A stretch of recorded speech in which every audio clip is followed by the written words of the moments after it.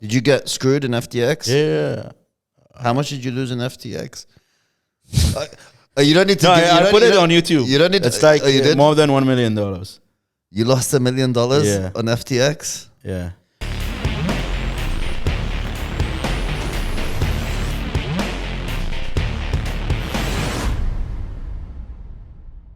Alaa, Hello. thanks for joining the podcast. We've been trying to do this for a long time. 1 year maybe. 1 year. I'm honored that you said this is your first podcast. Alhamdulillah. So thank you for coming on our podcast. Welcome. So guys, welcome back to the Hustle Kitchen podcast. We have a special guest today, Alaa Ebrahim. We go way back, I don't know, like 10 years or something. 2013 maybe. 2013. Yeah. I'm really excited for this podcast. When we first met, we met because we were making your website at that time. Yeah, the DVLZstation's website. DVLZstation. Yeah. And you were smashing it on YouTube. Yeah, around that time, yeah, it was YouTube and the DVLZstation's project. Take us back, Alaa. So I love your journey because I saw you from a young age, YouTuber, gamer, then you became a business guy, then you got so many things going on. I saw that growth. Yeah. Where did it all start? It all started in 2011. Yeah. I was watching YouTube, like people playing Call of Duty, explaining to their community how does like the game work. And I started thinking that there is demand from the Arab community to watch these type of videos, but they don't have Arabic commentators that speak that language and tells them about Call of Duty, teach them the tricks, the maps, and how to play the game. So I was thinking, I have good knowledge about the game. I play the game on a daily basis. Why shouldn't I start? Before I stopped, we were a group playing the game together, like me and my friends. We met in It's Devil something, right? Yeah, with Devil's Game. We met in Sif Mall. There was like a tournament, daily tournament during Ramadan, I think. So this is how we met the other part of the group. Then we started playing together. Then we started meeting weekly in a coffee shop, just talking about the Call of Duty game. After that, we go to play with each other. And after that, I started my YouTube channel to talk about Call of Duty and to teach people how to play it, the maps, everything. And I started noticing that there is a demand for this. So after that, step by step, I started improving the quality. When I started, I was using like an iPod Touch, small one. iPod Touch? Yeah, the iPod Touch, yeah, for the music. Yeah. This was my first camera. So did it have a camera? I don't even remember. Yeah, this is so long. So that was your camera? Yeah, 720p. Okay. So I used to stack like the box on top of each other and put because I didn't have tripod. Yeah. So I used that. And it wasn't common to have these small tripods in those days. Even the vlogging camera or anything. Yeah. And I had a laptop for the university, which is like very, very slow. And I used to make a video. It takes at least 5 to 6 hours to render the video. Wow. So this is how I started with the YouTube. Did that not? Okay. I mean, I'm just speaking on my behalf. You know, when a video takes like an hour to render, let's say, I lose patience. And you sat there 5-6 hours rendering. Yeah. and the edit was like, did your computer just become so slow? Like, was it smooth, the editing? Yeah, it was or very did it hard. start getting stuck every... Yeah, it was very hard to like know where you are from. Like the quality was bad because you have to put the draft quality, so you can't see pixelated. Yeah.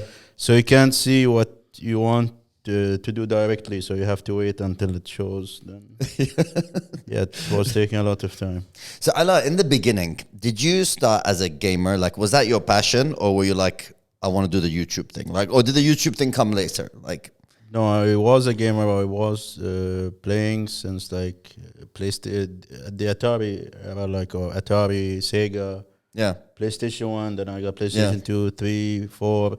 So I was a gamer. So you started all of this because being a gamer, and then when you met the guys, the group, you was joining as a gamer.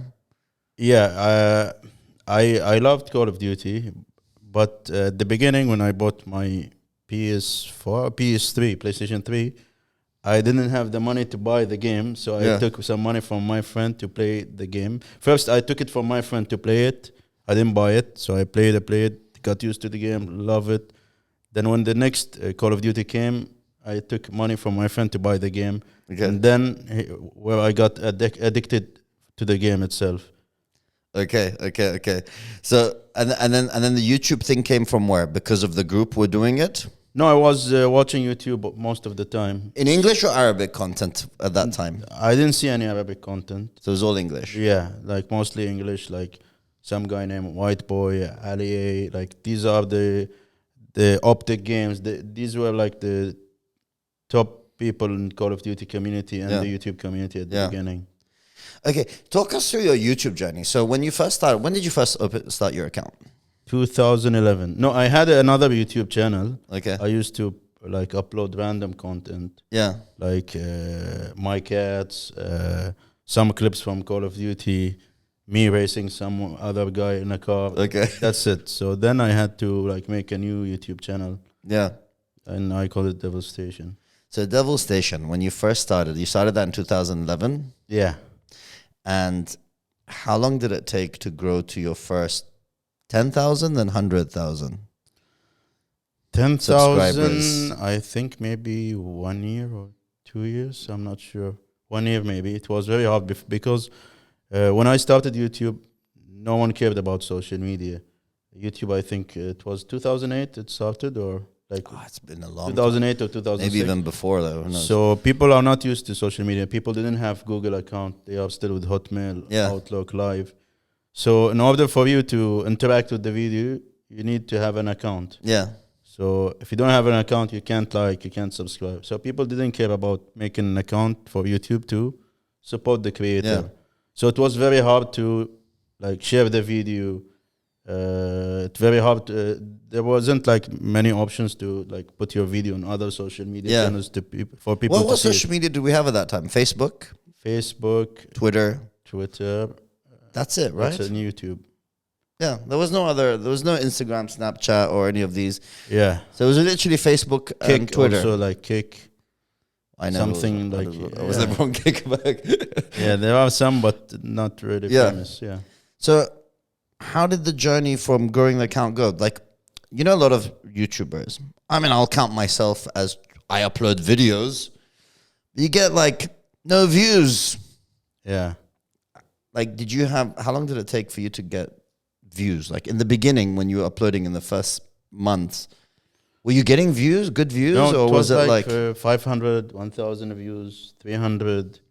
But we were like sharing the video everywhere, trying to push it. Yeah. I think that's why like we were sharing in other social media. So that's why we got like some views at the beginning, but it was very hard. Like before, when you subscribe on YouTube, when you enter YouTube directly, you see the subscription page. So it was easier for people to see the new videos. Also, there was like a special page called, now it's Explore, but before it's like, now it's featured. Before I think it was called Explore. Okay. That shows the top videos. Yeah. So if you go there, you start to get like some views. Yeah. Yeah, I think one time I got my video there, so it started getting views. And then one thing is like other people. There were some people talking about Call of Duty, but they were giving wrong information. So when I came into the scene, I was giving the right information. So people go to those people telling them, "Oh, you're wrong. Your information is false." So they promote me. Go to DVLZstation. In the comments, you mean? Yeah, go to DVLZstation. He has accurate information. So this is how. Okay, so you built fans that promoted your page to the other people. Yeah, that's really cool. At what point was your account like? Do you think you're like, wow, this is big now? How many subscribers do you have now? 3.4 million. 3.4. But this was like the number for 2 years now. Yeah, you kind of like disappeared from YouTube. Yeah, it's like because of crypto. So I got 2 years crypto and like focusing on the business itself. Yeah. Okay. So did YouTube itself make you money? Yeah. From private ads or from YouTube AdSense itself? YouTube didn't pay much, but it was good at the beginning. Like if you're getting, let's say, $2,000, $3,000 a month, Yeah. that was good for my age. Yeah. I didn't have any responsibilities. But the bigger chunk was from the private ads Yeah. from other companies. Okay. From direct sponsors. Yeah. Has YouTube changed now? I mean, do they pay more now than before, or do they pay less than before, or is it the same? Now we have more creatives. So, for example, if your budget for an ad is 1 million and you have 10 creatives, so each will get at least, like, let's say if they have the same views, they'll get 100,000 each. Yeah. Now you have millions of creators, so these budgets will go to like split between all the creatives. So maybe not. I'm not sure because I didn't see the numbers now. Yeah. Like, but I Do think you, some do you people still get paid on YouTube? like from your old videos and it's not stuff? a lot, like just $100-$200 just by doing nothing. Okay.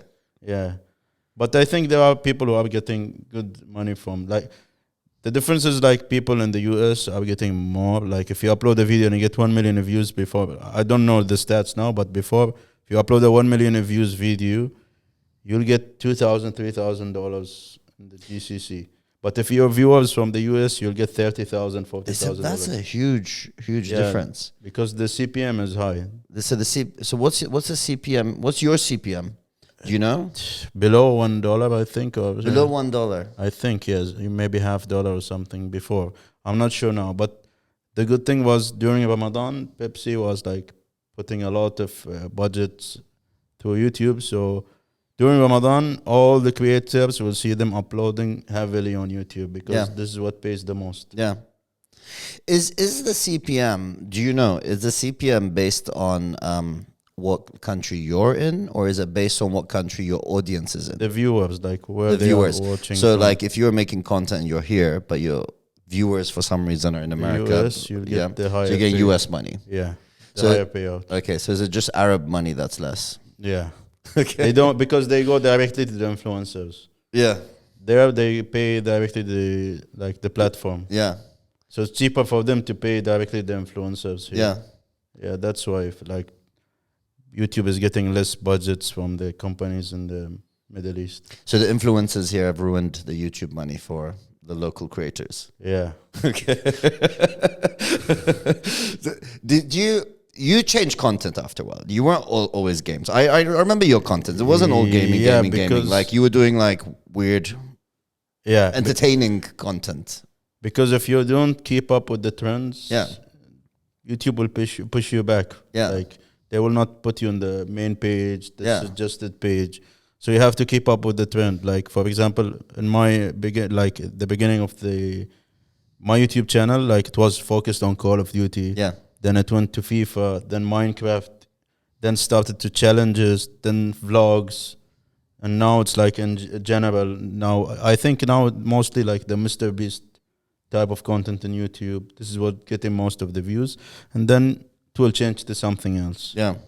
Yeah, because I noticed like, you changed, like, like you were doing entertaining content. At some point you're doing food content as well. Yeah. Because that's what attracted the audience more. So did the audience like it better when you were changing content? It appeals to more people, I guess, because maybe if they're not gamers, they'll still watch your content. Yeah, maybe the new audience that I got, it's like they liked the new content more. But some of the old audience, they came here for the gaming content, but suddenly it's like something else. But yeah, they have to understand that if I don't keep up with the trend, I'll be out from the place. Yeah. Do you what's it called? The interesting thing is like, did you get a burnout? What do you mean like burnout? All right, so you used to take YouTube like that was your job. Like you rented a studio just to your studio was just to make content. YouTube. Yeah, mainly like how often were you uploading? 3 videos like a day. 3 a day. Yeah. But that's gaming, right? Gaming, yeah. Like two games and one like something like a vlog. Every day, 3 a day. For 4 years, I think. Yeah, I used to do this every day. That's crazy. Yeah. How do you manage to do 3 a day? Like just the editing, the chopping, the uploading. It's like it's so annoying. Yeah, sometimes there is some easy content, like let's say an easy game. You like, okay, I'll play with you a FIFA, cut it, make the funny scenes because it didn't require too much uh, audio effects or video effects in Yeah. the video. Just like the people want to see the commentary or something, so you edit it, upload it, and that's it. That's before, but now it changed a lot. You have to put more effort into the video, so Yeah. it's very hard to like. It was easier to compete before, Yeah. but now it's much harder. So what would your advice be to someone who wants to start a channel today? I'm not updated with what's going on with YouTube now and what's like the trend, but you need like to start, try, and understand what the market needs. Like, what do people mostly watch? Because if you do something that's out of the trend, YouTube algorithm will not push you. Yeah. So, for example, let's say one Mr. Beast making a challenge for $100,000. Yeah. So when you make a similar content to this, when the video ends, sometimes YouTube might suggest your video. So Yeah. if you want that push, so keeping up with the trend is what gives most of the views for Yeah. the people. Yeah. Yeah, you know what's interesting? You bring up Mr. Beast. Like, I think, I don't know. Like, once you watch like 10 of his videos, they're all the same. I feel like They have win money, stay in a circle, win money. You know, like here's some money. Like last one to leave his hand, last one to leave the circle. I'm like, maybe it's just me. You know, maybe like the younger audience like that stuff. No, I mean, but because I'm like almost 40 years old now, you know, Yeah. like for me, it's like, how much of this can I watch? Although he has crazy, crazy views, right? And he has the most subscribers as well. But I mean, it almost feels like an easy hack, you know, like, let's just give away some money. Cool. No, but Make a challenge, cool. He's challenging himself in every video. Like, he's trying to bring something new no one did or created for the next video. It's not like he said one time that we have 1,000 videos that we didn't upload to YouTube Yeah. because we didn't like the content. But Yeah. he's challenging himself in every video, and he's like, he has the mentality of a businessman, not only a YouTuber. Like, he knows how to make like the video entertaining, what to put in the title, what to put in the thumbnail, how to make it interactive for all the people that are watching. So he knows what he's doing. He even like made And he's obsessed with it. he made his channel, like he did multiple channels in different Languages, yeah. Spanish, Arabic. Yeah, and the Spanish, languages. apparently, is like one of his biggest channels. Yeah. But now he closed all the channels, I think, because YouTube added the way that you can change the voiceover to different languages. Automatically? You can choose, like if you want Spanish, you can choose. But Well, before, a voiceover will happen? Yeah. Really? Yeah. So I They can just did I it. can change languages now? Yeah, yeah. They just did it now. So he closed most of the channels. So he can maintain all the subscribers in one place. Oh, I didn't know that. Yeah. Because I know like even his the channels in other languages, like the Spanish channel, he uses paid actors. Like he's like, that's a Spider-Man actor. Yeah. Yeah. Even with that, it's like, you know, doing it professionally, you know, like. And what was interesting, someone asked him once, like, so do you upload Spanish content from America? He's like, no, we do it from Spanish countries Okay. because of the geography of YouTube. Yeah, yeah, yeah. Like he takes it to the next level, you know. But but I'm saying, what is it that made you like? That's it. From YouTube? Not good. Yeah, from YouTube. Did you get tired? See, no, I don't like to be like on the hands of someone else because I don't own the platform for YouTube. One day they can strike me, they can terminate my channel. One day they can push me away from getting views. So if I'm in the mercy of like their hands, one day they will stop and I don't have a business. Yeah. So I thought, okay, let me focus on the business side so I can control what's going on in my future. Yeah. I can control its growth, the outcome and everything. But with YouTube, it's risky. Like there is a lifetime for like or lifespan for how long you'll be able to do videos on YouTube. One day that people will get bored of you and no one will watch you. So if you don't think of doing other things other than YouTube, you might end up not having anything like as a business for YouTube, for Yeah. example. So what was that moment? So you just one day decided don't want to put my risk there. And like, I mean, you made a smart move, right? So like, you opened up a gaming shop, gaming business. Yeah. Right? And it makes sense since you're a gamer and your YouTube channel was all about gaming. So your fans and followers are your potential customers. Yeah. So that made complete sense. So when you opened up your gaming business, I mean, you started online first. Online, yeah. Before you opened up a shop. What made you want to open a shop?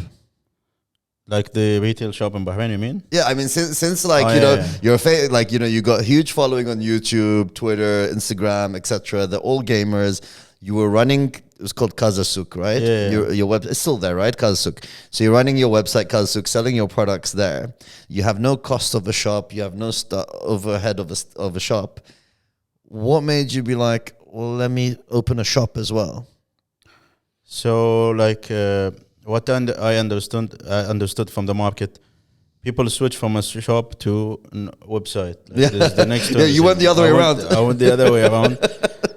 I know that people like to feel and see and touch these products for them to make a decision. Like if you'll buy a gaming chair, you want to try it before buying it. I bought one from you. I didn't try it. I just said send it. Because you trust my quality. Because you trust my quality. If you don't trust me, you'll try it. So people want to see the products, want to feel them. And then I thought of like the store will open a new opportunity for me to penetrate the PC market, the computer and gaming computer. We didn't have any gaming accessories, like PC accessories, like the hardware. We didn't have any services, so whatever products we had them on the website. But when we opened the shop, we had a lot of opportunities to put new services and new products. We started first after we opened the shop. I think we opened after COVID, like when they allowed to open. So we had... Were you renovating during COVID? When did you start working? 2019, we started working on the place. Okay. COVID was Mid what? 2019. 2020, COVID. Okay. So you couldn't open it? I finished this place on March. Okay. So until the end of the year, we didn't open until I think September. Okay. So September, we opened the shop, I guess. And before, our sales was mostly from Saudi. Like it was 70%. Online, right? Yeah. 70% Saudi, 10% Bahrain, and like 20% the other countries.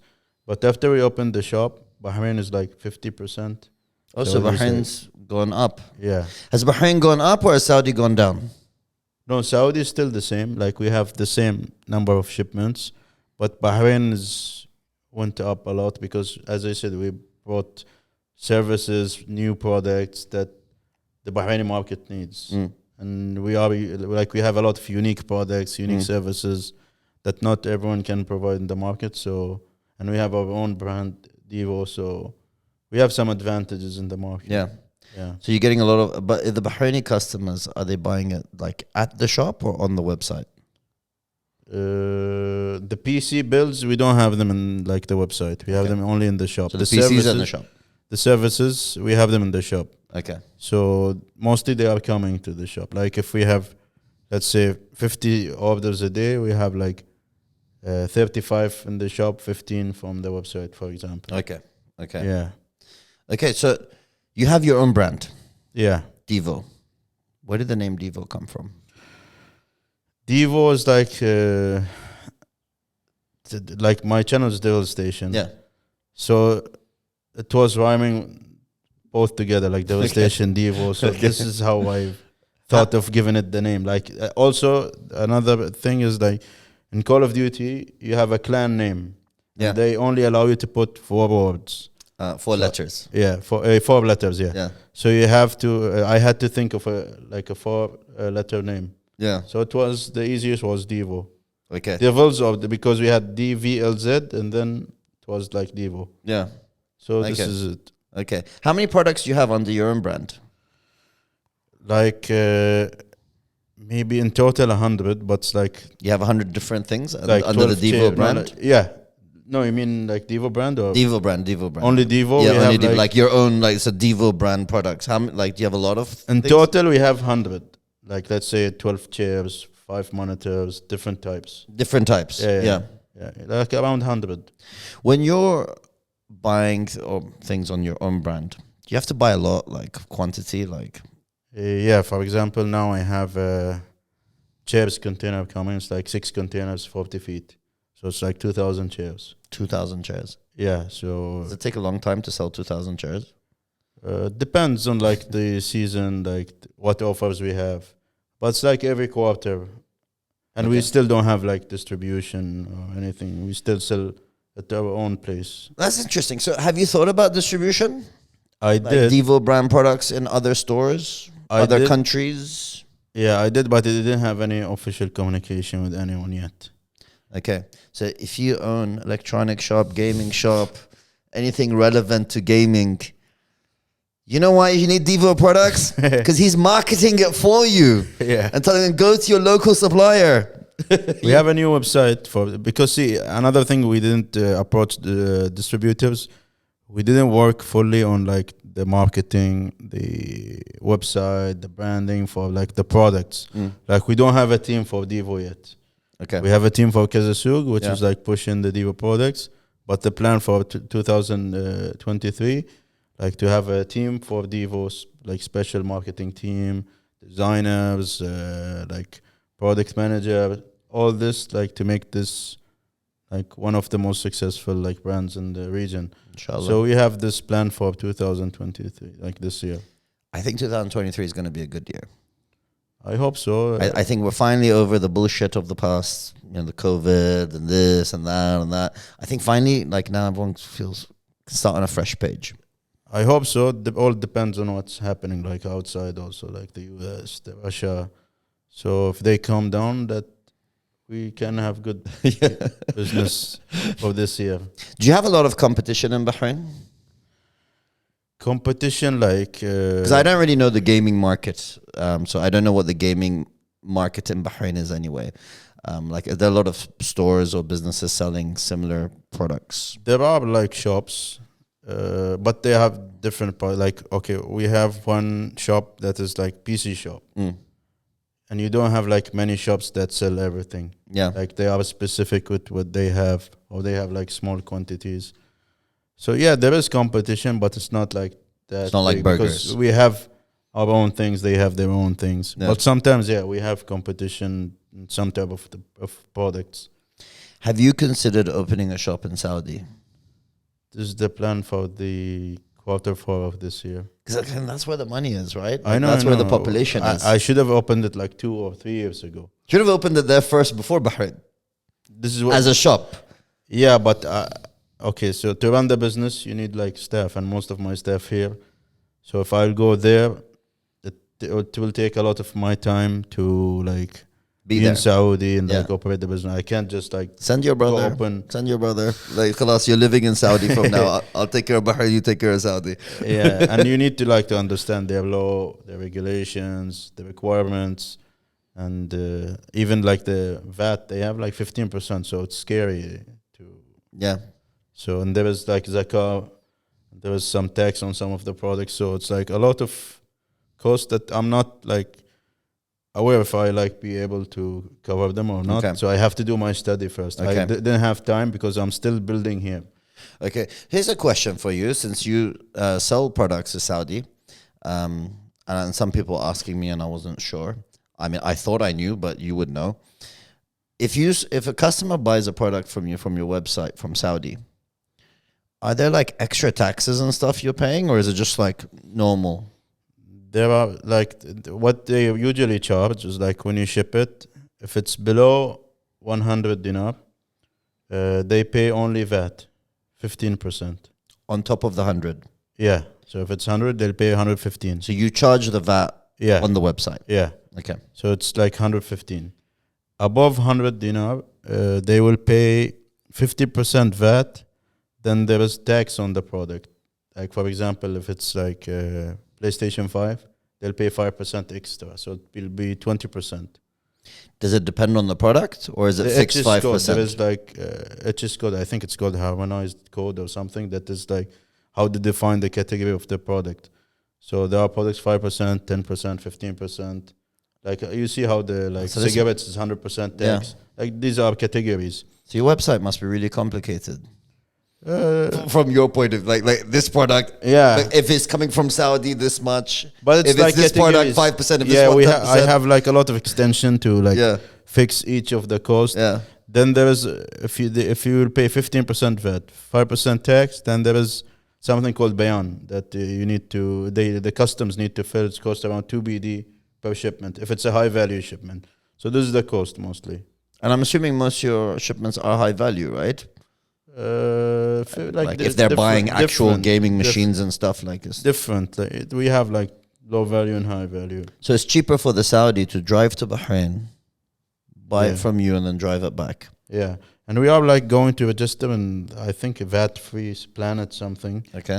I don't have the full ID, but I think if you're coming from the airport and your shop is like VAT-free, they can reclaim the... When they're leaving, Yeah. the duty free. So we are trying to add the service because... So we have duty free in Bahrain. I didn't even know that.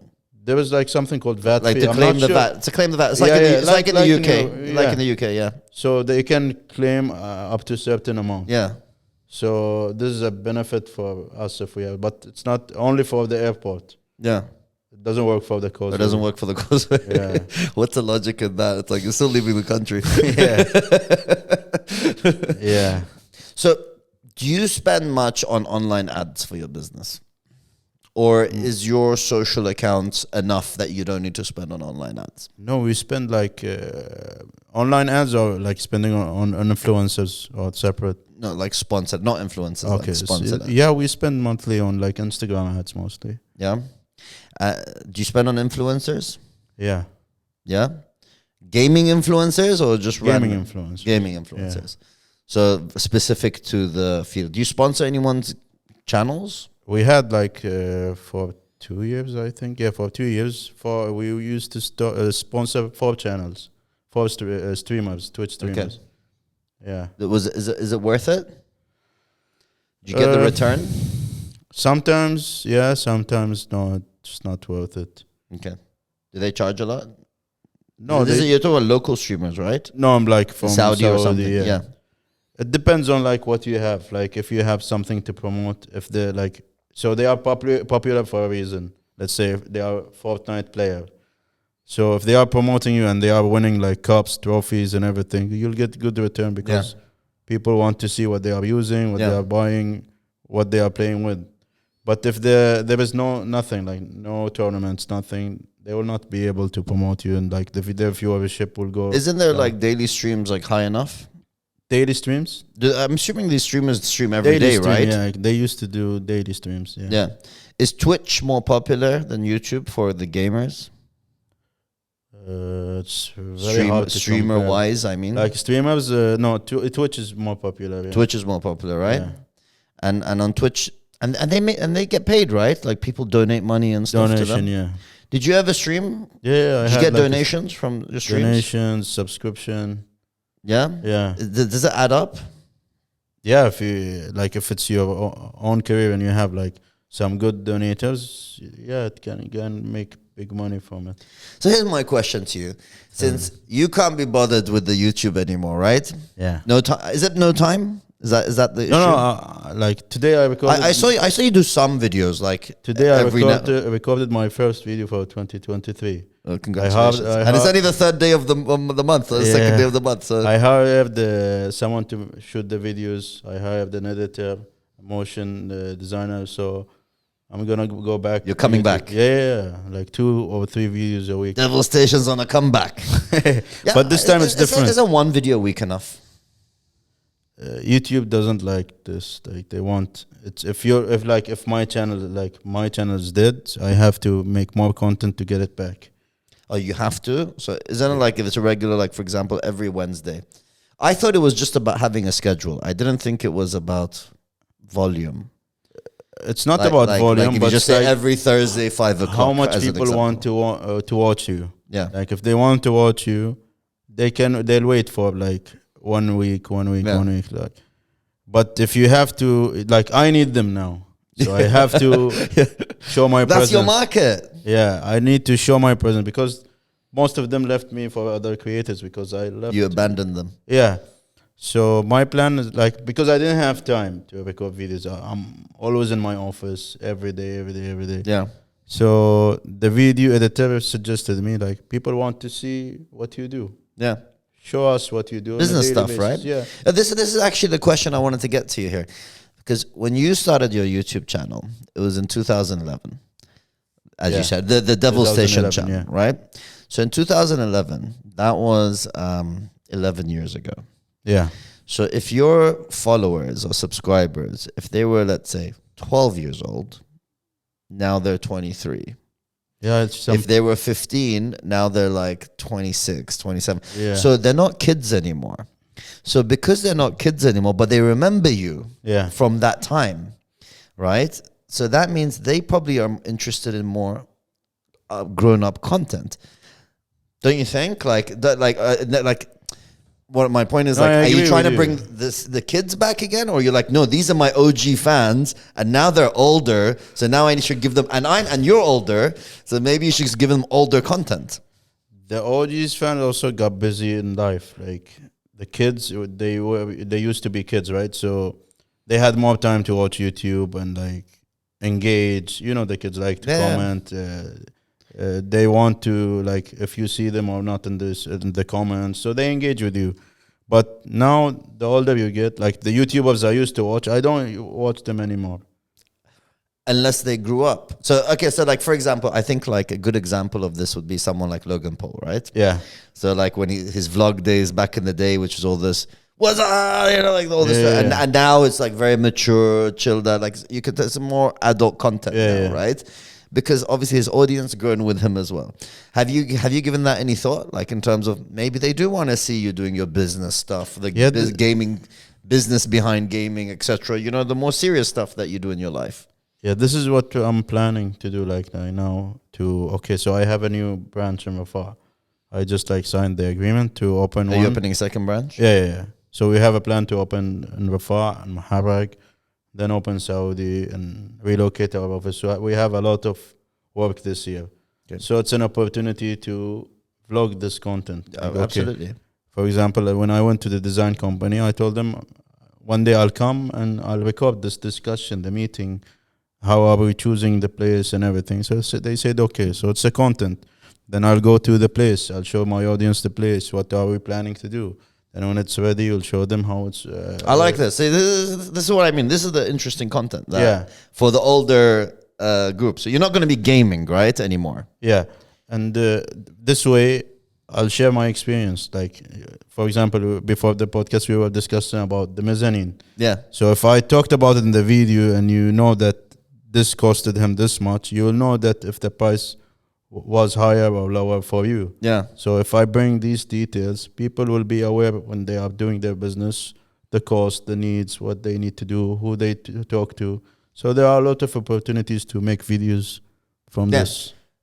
Exactly. So you are making older content. Yeah, I am. You're not doing the gaming stuff I have anymore. The plan, yeah. I hired the photographer now. He's already full time. Yeah. Okay. You know, because what I was wondering is like for the last 2 years when you weren't doing anything on YouTube, I mean. Yeah. Why didn't you just get some other gamer to just use your channel? They wouldn't like him. Under you. Because they're starting on a channel with millions instead of starting from zero, right? Yeah. No, isn't that an opportunity for someone? No, but they are there for me, not my YouTube channel. Oh, you mean the subscribers won't? Yeah, like they want to see me. They don't want, like they will hate the channel if they saw someone else. Yeah, because they are used to my personality and the way I talk and what I show them or what I share. Because I showed them in my YouTube channel my journey. Yeah, like from the beginning where I started and where I reached. Yeah. So I think they still want to watch this kind of stuff. By the way, guys, so for those who don't know, we went to Saudi once. Yeah, for went to Jeddah. 100,000 or 300,000? What? The subscribers. Oh, yes. The one I wrote in the wall. Yes, oh my God. So now you're on 3 million something. Yeah. At that time, he was on 299,000. Okay. We went to Jeddah. We were doing a promotion for a restaurant, Square Meter. It's a burger place. Yeah. And I'm like... and Alaa was the influencer that we took. But you didn't know the power of my influence. I had no idea the power of his influence, right? And I'm like, Alaa, did you tell there's going to be red carpet, there's a whole event, you're going to be playing FIFA with them. Did you tell your followers to come? And you're like, I sent a tweet. I'm like, and I'm like, a tweet? I won the plane, and I'm like, Alaa, just a tweet? You're going to embarrass me in front of this client? Like, what if no one turns up? Yeah. And then we get there, and there's like these thousands of kids and teenagers and everything, and everyone's like, Alaa, Alaa, Alaa. And they're pushing me out of the way, and I'm almost like your bodyguard, like trying to keep the crowd away. We had bodyguards there. I was your bodyguard, yeah. I felt like I was your bodyguard, keeping them away, and I'm like, Alaa, you're like Kim Kardashian in Saudi. Yeah, that was just a tweet. We had a lot of people there. When I started going to Saudi for events, like in 2014, I think my first time going to an event. Every time I go, I had like 4 or 5 bodyguards from the event. From the event security, yeah. Because when you go there, like 1,000 people there. Yeah. So if you don't have someone to protect you, they will jump on you. They'll try to take pictures. So it was like my first time feeling like a big celebrity when you have. Like, so every event I have like 4 or 3 bodyguards with me. So it's like something very amazing. Shame on you, Bahrain. It's like in Bahrain you walk around normal. No one says anything. In Saudi, Kim Kardashian's coming, Kanye West is coming or somewhere. Yeah, they have bigger population, so yeah. Did you monetize events?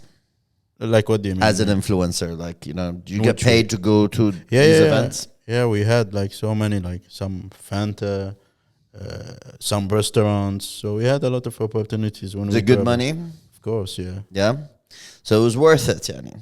Oh yeah, for sure. Like we had some big opportunities during like when in my prime, like for example. Yeah. So in your prime, did you have opportunities in Bahrain much, or was it all Saudi and Dubai and these other countries? Yeah, mostly outside Bahrain. I didn't have many opportunities. Here they didn't want to pay much. Yeah. They didn't believe in influencers. Are you talking about before Instagram and stuff?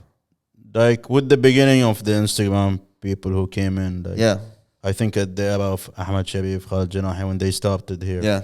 Before it, they didn't want to pay anything like 50 BD, 100 BD. Now they're paying thousands. They are paying because the price got higher now. Yeah. Yeah, to get the numbers and the quality, you need to pay more. All right, let's talk marketing, Alaa, for a second. Sure. This is a business show. So give me your thoughts. Let's say an influencer. How much is a typical influencer in Bahrain? A good one. Not they should couple of thousand, right? Yeah. Right. Like it can. Let's say it goes from 1,000 to 5,000, depending on who we're talking about. Yeah. Right. Let's say it's 5,000, as an example. Okay. Do you think it's better to pay 5,000 for that influencer for that post, which is basically $12,500, right? Yeah. Or do you think it's better to spend $12,500 on sponsored ads directly? Sponsored ads, which like $12,500 is a lot for sponsored ads in Bahrain. Yeah, it's a lot. The whole country will know about your business. So how come businesses go the other way and not this way? For influencers, you mean? Why would they pay 5,000 dinars for an influencer but not spend $12,500 on there? See, you ask them. This is the funny thing, okay? Before you go there, like this is the funny thing. It's like, all right, so you paid a couple of grand for an influencer, great, no problem. And I ask them, so what budget do you put for your Instagram ads? Right? I just ask out of curiosity. You know what I mean? Like $100 a month. I know why. Because see, even though like some companies in Dubai and Bahrain, they are agents. So they give them a budget of like, let's say 10,000 dinar. Give me those numbers. Like I need numbers. So they don't look at the return on investment. They look more into like, okay, for Pepsi, it's hard to monitor how much return on investment you got from this. Okay, influencer. Pepsi's different, right? Pepsi, like if you're talking about companies like Pepsi, Rolex, Yeah, whatever, yeah. the big companies, they look at awareness. Yeah, awareness. But I'm saying even though like the companies sometimes here, like if you don't own the company, like for me, I own the company, Yeah. so I want return on investment. Yeah. I don't want numbers only. Yeah. So when I pay You want 1,000, sales. when I pay you 1,000, 10,000, I want 20,000. Yeah. But this is not the case with the influencers. Yeah. You will never get. It's very hard to get. If you pay 10,000, you get 20,000, 15,000. But the good thing is, like when you work with influencers, you will not only get sales, you Yeah, get awareness, increase in, like as you see at Nasser and Cristiano, how much they paid him to sign him in the. Yeah. But they get like so much big feedback from the world. I think they got like 3-4 million new followers on Instagram. 6 million maybe now. On Instagram. Yeah. Like if you look at from another way, how much you need to spend in a marketing budget to get this number? How many years? The awareness. Yeah. Well, no, okay. The followers, like 6 million followers. The followers. No. If you want to get 6 million followers, Yeah. how many years, how many employee, how much budget you need Yeah. to get that number? Yeah. So there are like different ways. For me, as I said, like for influencers, I rather pay ads more than, because I know I'm an influencer. I know like how much value that influencers can give. Some of them, they don't give any value. They ask for 5, like for example, sometimes we work with some companies, they give us the budget. We ask them how much, they ask $5,000.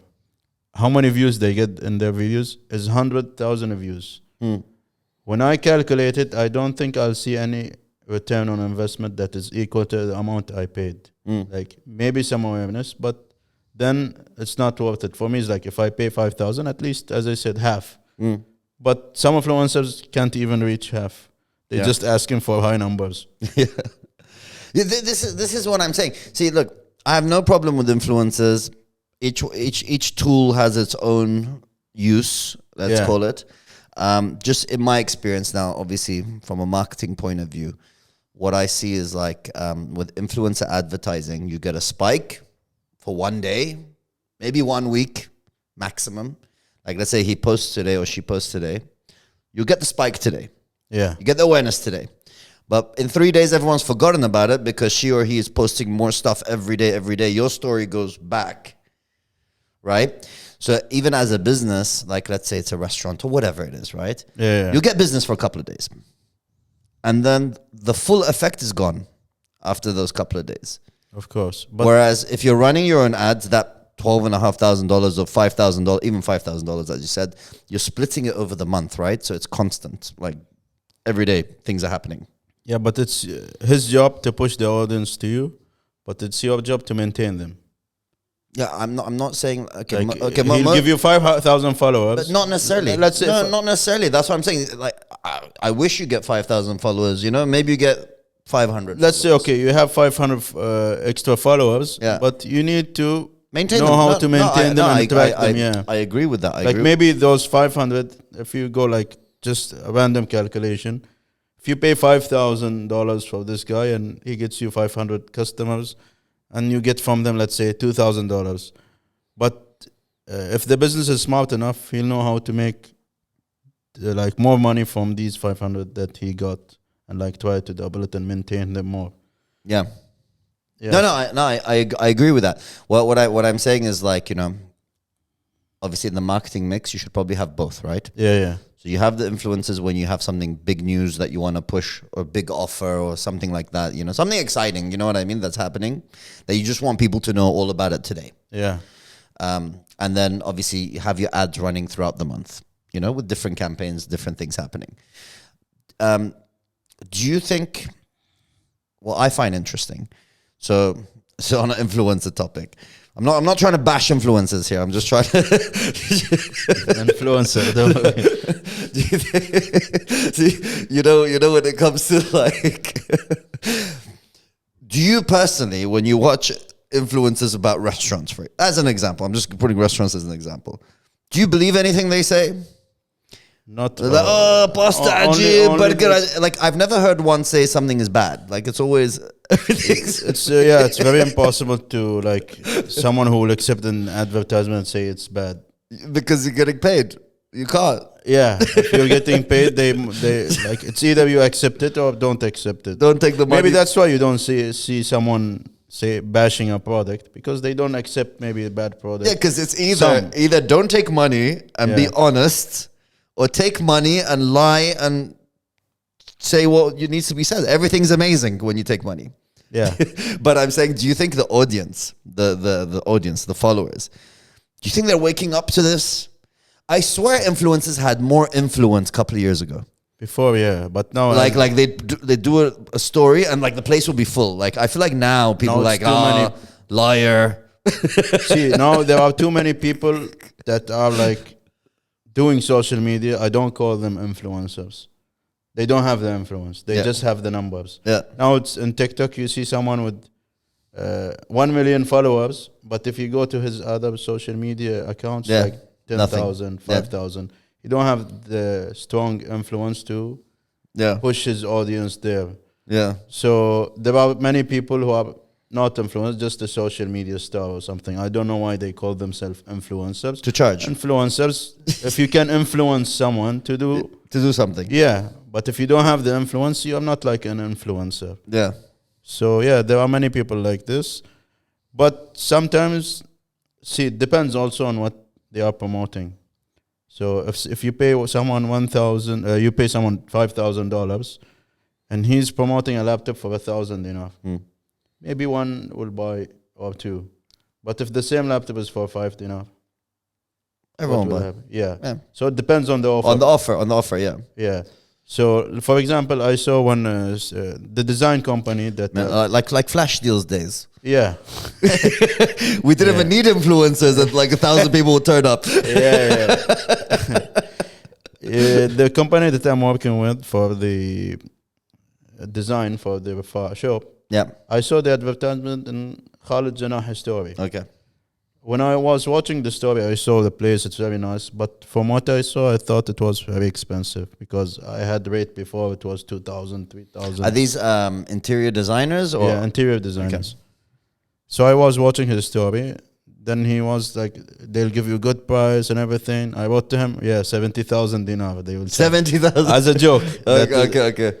Then the next story, they had an offer, 500 BD interior design. So I directly contacted them. So they got business from the influencer they used. Is that how much you paid? Yeah, 500 dinar. For full. They had an offer for interior design. They have a barista inside their like office. A barista? Yeah. That's cool. So the place is very, very nice. What's so the they name? attracted What's me. the name Dome. of this? Huh? Dome. Dome. Yeah, Dome interior design. Shout out Dome Interior. Yeah, so 500 dinars for all Hustle Kitchen followers. yeah, so like if the company giving a good offer, What do you get for the 500, by the way? Is it 3D, 3D? electrical? Oh, full. Full. Yeah, they had an offer for the 120 square meter. Yeah. You'll get this full. Okay. If I go to someone else today, it will be around 2,000 maybe or That's 1,000. a good offer. So I told them, I have 1, 2, 3, 4 shops, all of them. Yeah, but as I was saying that if you give good offers, if you are a company and give good offers, you'll get return on investment. Yeah. But if you don't give promote my headset, Yeah. there is no something that attracting the customers to it, you will not get any Well, value. here's my question to you. Like, we don't. Okay, this is a double-edged sword, right? Yes, I get offers are great, and offers will always attract people, right? Yeah. Because everyone likes a good deal, right? course, And yeah. everyone wants to save money, right? Yeah. But at the same time, I don't feel like a business should be running fully on offers, right? You should be able to sell your product at the full price because it's worth it, because the product is good. So you can either go the price way or you can go the quality way, right?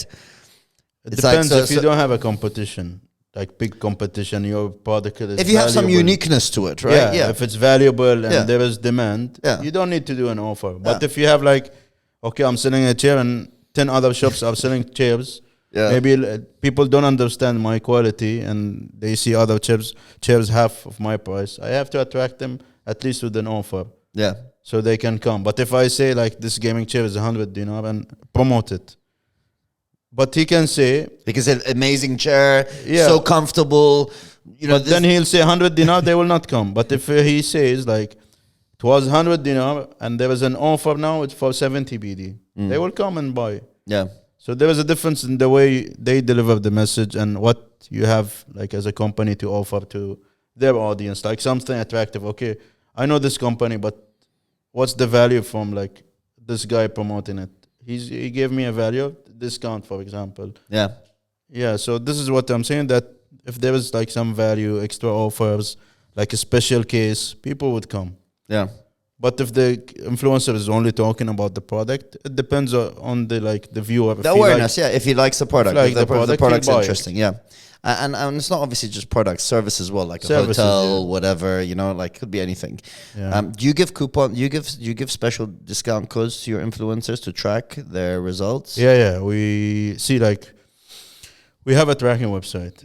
Like most of the companies, they don't track. We have like a tracking, the links, the clicks from where they are coming, Yeah. all the details. Like out of 100 people, maybe only 1 or 2 got us good like return on investment. Okay.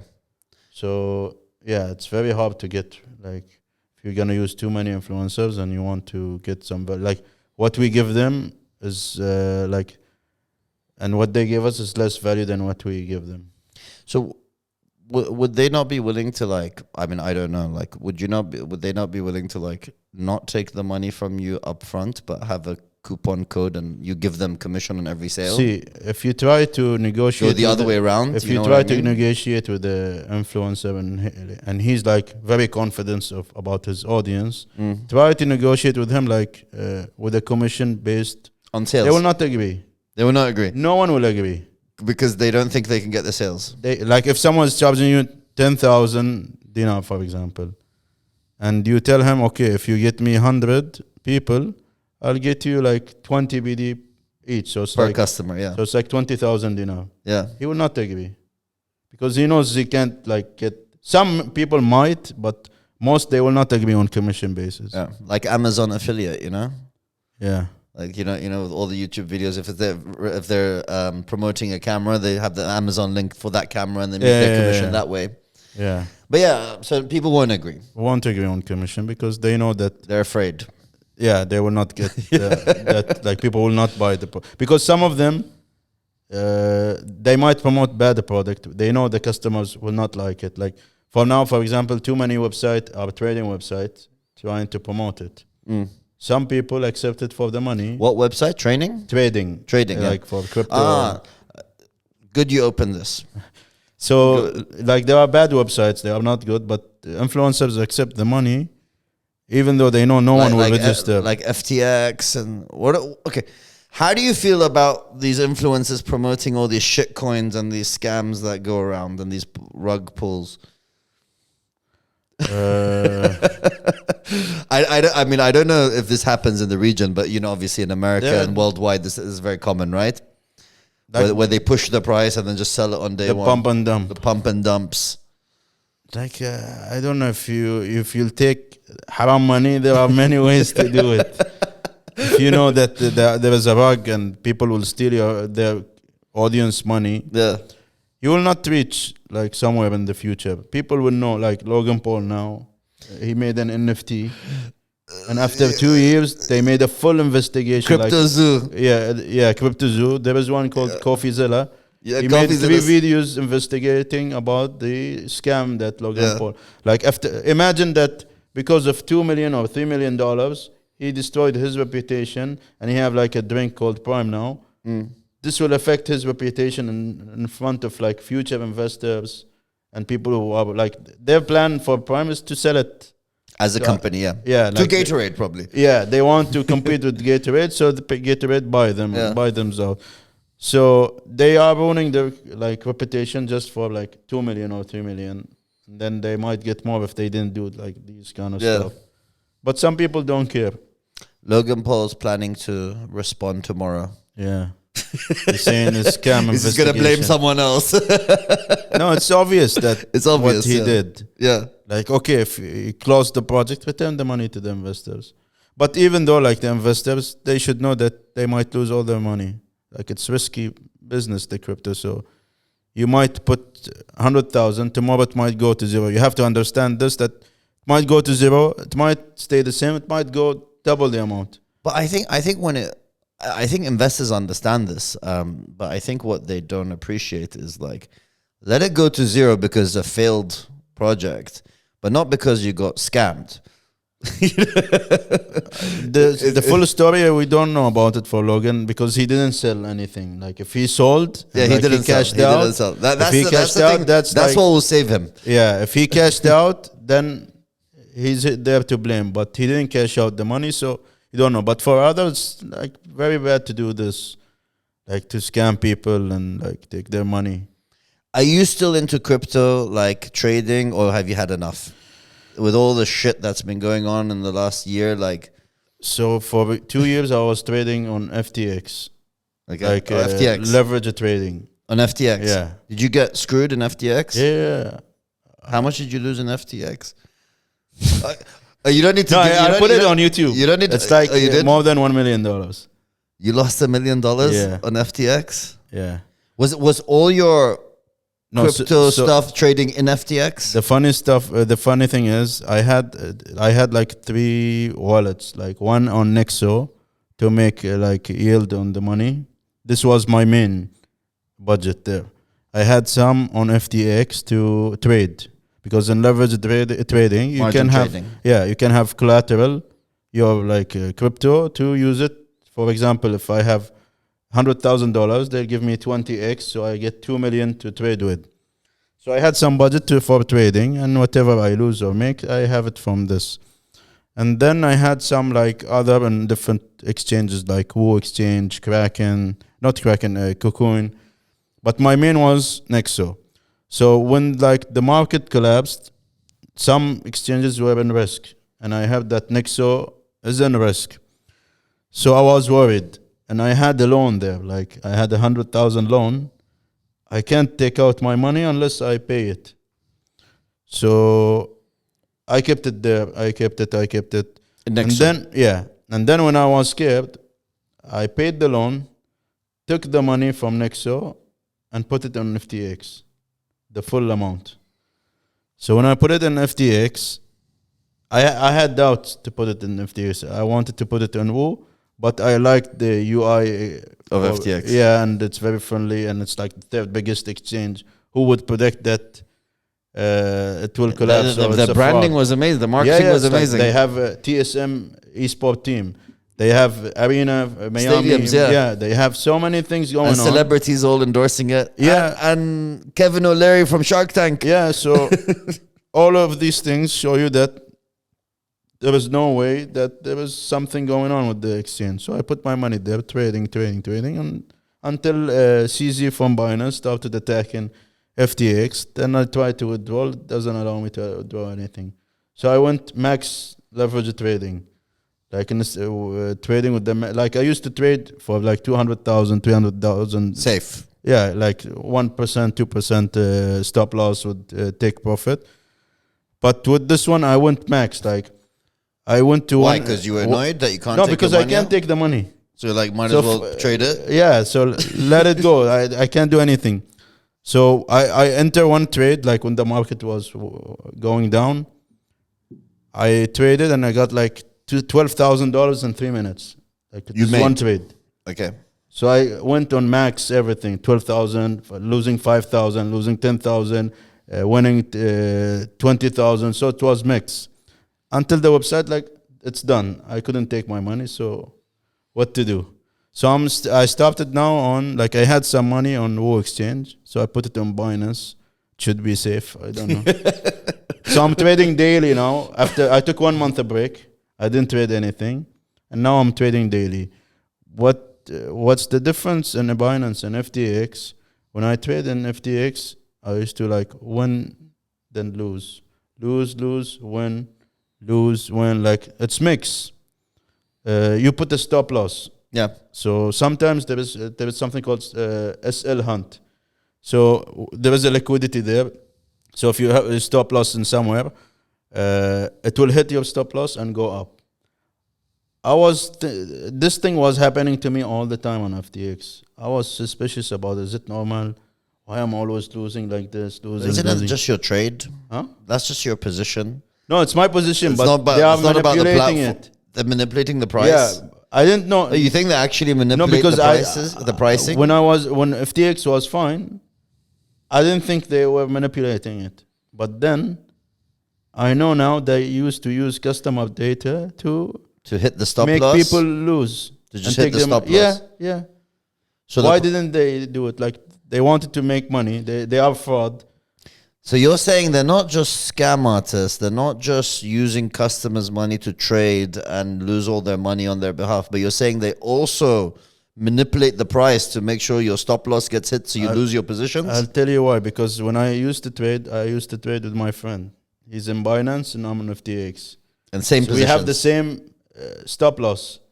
Mine hits, but when I asked him, he said no. It hit, but it didn't fill. So you need to fill the order to sell your position. But in his side, it didn't fill. Okay. Maybe the liquidity is more in Binance, but still. When I shifted to Binance, the same thing happened. But if it was an FTX, it will hit my stop loss. But in Binance, it doesn't. Like 4 times I noticed. But it touches, right? It touches, but doesn't fill. Okay, because I know in Forex, when it touches, it's done. Yeah, but like there are multiple orders before you, so it needs to fill these orders. Then you get a wick. That wick is filling the orders on that wick, then it goes. But if your order is last, so it will not fill it. But FTX, it will hit, it'll make you lose. But in Binance, doesn't happen. It's not the same thing. Okay. So I started winning on a daily streak, not like FTX. So I'm trying to make. So you're back in trading now. Yeah. You're still cool Daily, with trading. yeah. So how did you feel when you heard the news about FTX? Devastated. Yeah, like I had dreams. Like, okay, I'll buy this. I'll withdraw and buy this. I didn't withdraw anything, like, because I had, like, I trusted the market. I thought that Bitcoin will reach this much. It was everyone who's new in the market will have their dreams. So I had dreams, but all of them crashed. Like, if I took the money, I could like open multiple branches. Now I don't have that money. So everything, like, for like at least 1 week, I was like devastated. But when I entered the crypto, I had that mentality that this money will either go to zero or I'll make profit. So that's why I didn't have any worries. I know that I might lose it. Yeah. I might like make profit out of it. But I lost it, so I know I had that mentality from the beginning. Luckily, huh? Because because you're not sitting here like a person that's just lost $1 million. I'm sorry. Like that's crushing, man. I know. Like and I'm sure it's more annoying because it's like if you lost it trading, you'd be like, cool, I lost it. Yeah. But if it's stolen, it's like that's really annoying. We have to wait and see. Like, maybe they'll give back some money. They will not return all, but they will give, like, they said, like, penny on the dollar or something like this. He paid, was his bail like $2 billion or something? 250 million. 250 million for his bail. And the trial's still to come. His money's not coming back. Who knows, yeah. But who knows? Kevin O'Leary's reputation's Shark on that Tank. line, but like, who knows? He don't care. He'll promote another scam or whatever. Yeah. But with trading, you don't own the crypto, right? You're just trading on margin. Margin, yeah. You don't It's actually like leverage own the trading, trading. yeah. You're not buying Like, and selling the actual. If you put 1,000, for example, some exchange, they give you a 100x multiplier. So if you have $100, it's 100x, it's like 100,000. You can trade with 100,000. But you can only afford to lose 100. Yeah. So in real value. If you lose 100, they'll It's gone. close the position. Yeah. But for the profit, it's unlimited until you stop it. Yeah. So you do this daily? Daily, when I find an opportunity, yeah. Okay. Because I remember from Forex days, like it's very stressful. Because the market doesn't close, right? Yeah. It's not like 24 hours, the stock market like closes. You know what I mean? I think the currencies don't Crypto close. is Either like- crypto doesn't close, right? Yeah. Don't you get addicted? Like, keep checking the price because you're a daily trader. And doesn't that bother your mood in the day when you're trying Of to do other course. stuff and you're like, You're stuck. you're waiting sitting for on your the trade. nerves, you know what I mean? Yeah. No, it's like it changed your whole life because, for example, 2 days ago I was in a trade and I can't sleep without checking if I'll make profit, lose. Okay, I can put the stop loss, but I can't make more action like add in the position, close it before it dumps more Yeah. when you're asleep. Yeah. So I have to wait until I'm safe, then do something, Yeah. then go sleep. Yeah. So yeah, it ruins your day, your sleep, your mentality. Yeah. And if you're like on FTX and always losing, Yeah. it will like ruin the whole day for you. Yeah, yeah. I remember every point that goes up and down, even if it's small money, but you're like, it just bothers you. You know what I mean? Yeah. And it bothers me to like sit here, be like, maybe in this time of this podcast, I might have lost money, I might have made money. I don't know. You know what I mean? That just bothers me. So Yeah, sometimes I don't want to. I don't. sometimes I I have hate trading. Yeah, sometimes I'm in a trade, I have a meeting. But I had to close that trade because I have the meeting because I'm not there. Yeah. And then it goes up like, oh, I lost, for example, $10,000 just for that meeting. Is it worth it? It doesn't worth it, yeah. That happened a lot, like for me. Even at night, if I'll go out, for example, with my wife. This affects your marriage, doesn't it? You're at dinner and like, Yeah, I'm One always second. checking the price, always checking the price. Sometimes I close the position on loss, yeah, just to like do just to anything. not have the stress. Yeah, and like be, or for example, if going out for dinner or something, I have to close the position and like focus on the food because I might lose more if I keep it. Yeah. I remember those days. I don't envy that. You know, like I get it when that's someone's full-time job, Yeah. but because if you're want- running multiple things, like one thing interferes with the other. Yeah, if you want to do it full, like if you want to do trading, Just that. full time. It should be Yeah. full time. You don't do anything else. Exactly. So like my father was a forex trader full-time, Yeah. right? So I remember his days. Like if he's in a bad mood because of the position, but option trading, right? So it's more long-term. And then, or he's in a really good mood, you know what I mean? Because he just made money, And he he like gives you money, like, yeah, it's a good day. Do you know what?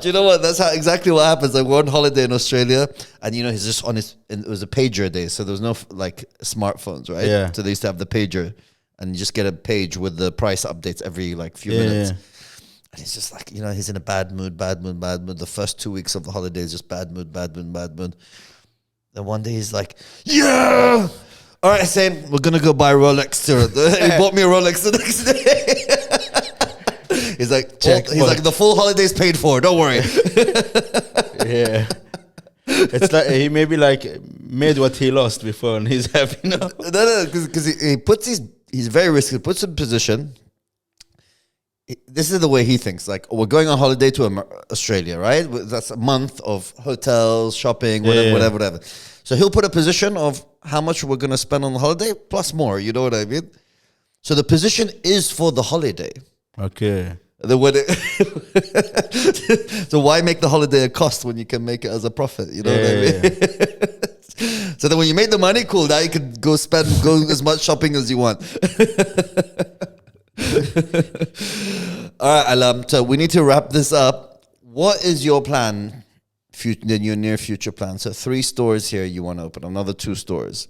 2 stores, That's how it relocate the office, expand in the service business for like the PC and gaming, and then open in Saudi, and then like try to upload 2 videos a week for YouTube. So this is your 2023 resolution.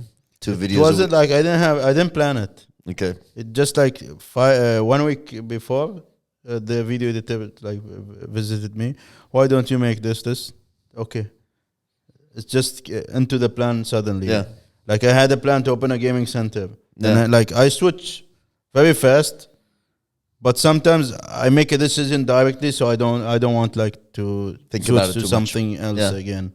Yeah. So I think this is what I'll do in this year. Okay. Amazing. Well, wish you the best of luck with it. Thank you. Thanks so much for joining the No podcast. worries. And guys, we will catch you later. Top G.